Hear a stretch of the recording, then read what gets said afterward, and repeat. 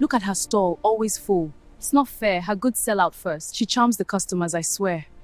Mama Nkechi sold her food, her shop, and almost her life. Not to hunger, not to poverty, but to a prophet who promised heaven and delivered hell. In the bustling town of Umudike, there was no woman as hardworking as Mama Nkechi. Mama Nkechi was the envy of the market women.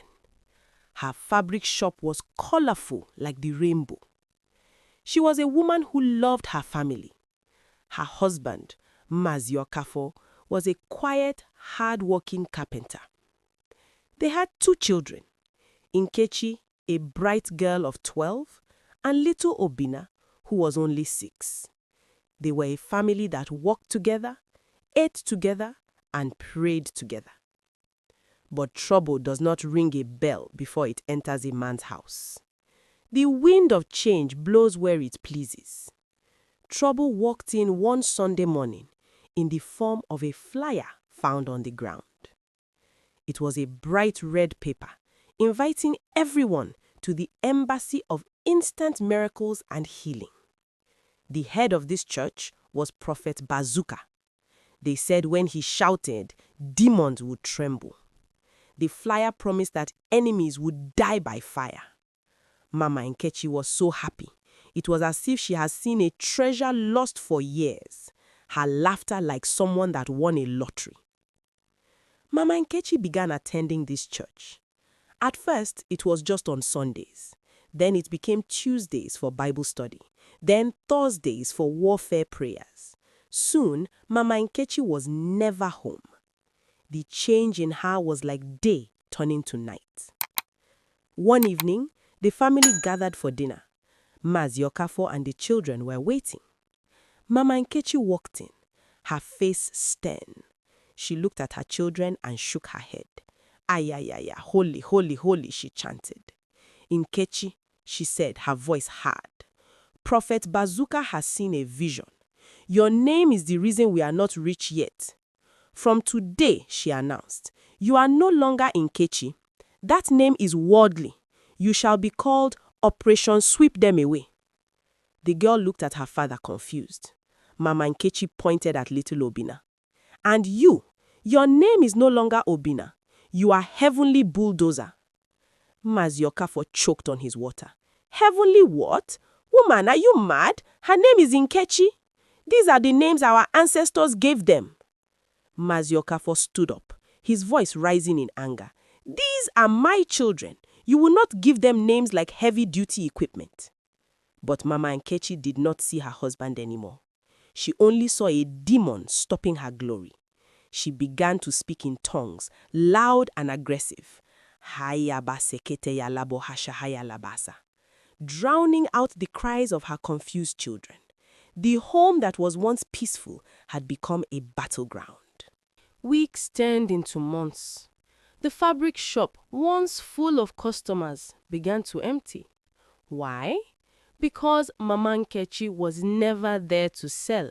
She was always at the church Embassy of Instant Miracles and Healings. But the worst was the hunger. One fateful Tuesday, Maziokafo came home early. He found the kitchen empty. The bag of rice he bought 2 days ago, gone. The 6 fat tubers of yam meant for the month, gone. Even the live chicken kept in the backyard for Christmas, gone. He waited for his wife. When Mama Nkechi returned, she was dancing, waving a white handkerchief. Where is the food, woman? Maziokafo asked, his voice low and dangerous. My children are drinking gari for the 3rd night? Mama Nkechi smiled a smile that did not reach her eyes. Oh, Papa Bulldozer, she said, using the strange names. You should have seen the service today. Prophet Bazooka said there was a blockage in our finances. So I took the yams, the rice, and the chicken as a seed of faith. I sowed it into the prophet's life. I even bought a goat and add to them so the prophet could use it for pepper soup. It is a sacrifice for our elevation. You gave our food to a man who drives a jeep while your children starve? Mazi shouted. Mazi Okafor grabbed her arm to shake sense into her. You are not going to that church anymore. But Mama Nkechi, a woman who used to be gentle, turned on him like a tigress. She pushed him back with shocking strength, screaming, "Church not my anointed. Do not hinder my glory. You are a demon sent to stop my elevation." Mazi Okafor stepped back, shocked. He looked into his wife's eyes and saw a stranger. She grabbed her Bible and ran out the door, leaving her family hungry. The children cried in the corner, watching their mother treat their father like a stranger. Mazi Okafor realized then that he was no longer fighting his wife, he was fighting a spirit he did not understand. But the prophet's appetite was like a bottomless pit. The more she gave, the more he demanded.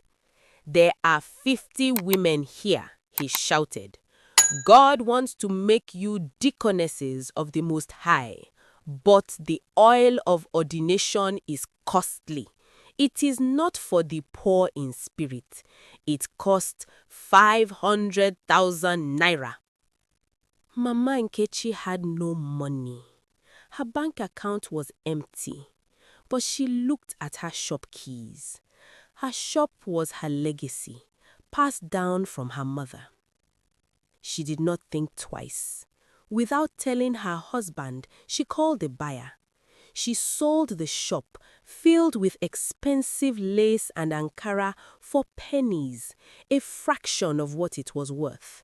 She took the cash, wrapped it in a black nylon bag, ran to the church and laid the money at the prophet's shiny shoes, thinking she was buying a ticket to heaven. She did not know she had just sold her safety on earth. The climax of the madness came 2 weeks later. "The city is too noisy for the Spirit of God," Prophet Bazooka told the new deaconesses. "We must go to the forest for 7 days. Dry fasting, no water, no food, only prayers." Her husband forbade it. He locked the doors. But in the dead of night, Mama Nkechi climbed out the window. She chooses the prophet over her life. 20 women dressed in white followed the prophet deep into the forest, far away from the town.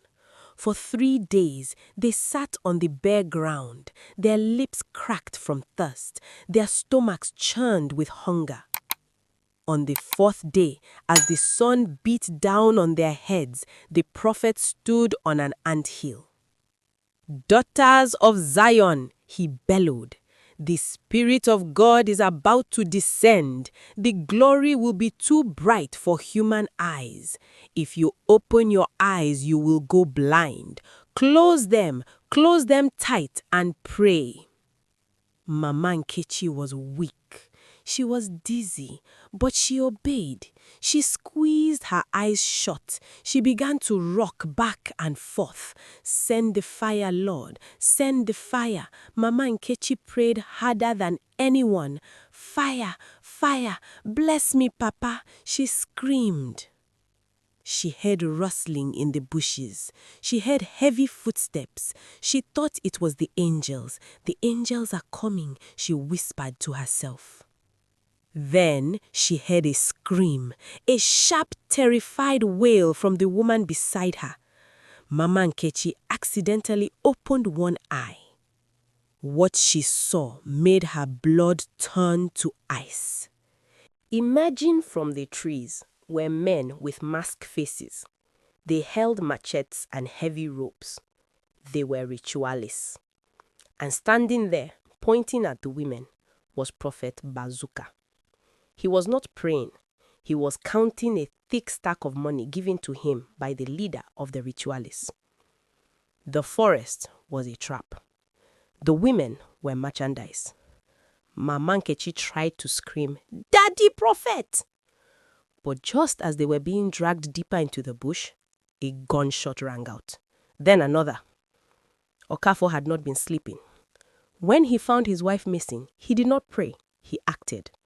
He went to the police, he went to the village vigilante group, he told them, "My wife is with a man I do not trust." They had tracked the group's footprints for miles. The police burst from the tall grass. "Nobody move! Drop your weapons!"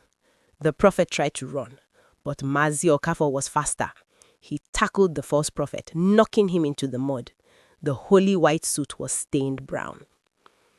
They brought Mama Nkechi home. She was thin, dirty, and traumatized. Mazi Okafor spoke softly. "My wife, we thank God you are alive. We thank God the scales have fallen from your eyes. You see now, God is in your heart and in your home, not in the pocket of a thief who starves you." It seemed like a happy ending. The villain was caught, the mother was saved. But as the room went quiet, Mama Nkechi looked up. She looked at her husband and asked a question that made the whole room freeze. "Mazi, but where is Daddy Bazooka? Did the police hurt him? I need to know. Maybe this was just a test of our faith. Maybe the angels are still waiting." Mazi Okafor dropped the towel he was using to clean her. Even after the hunger, the theft, and the near death at the hands of a man who sold her like a goat, her mind was still chained.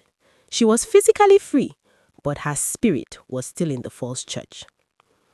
And that brings us to the end of our journey today. It is a heavy story. It teaches us that you can rescue a person from a forest, but it is much harder to rescue them from a lie they have come to love. I want to say a huge thank you for watching and supporting the channel. If you found this story interesting, please consider subscribing and hitting the like button.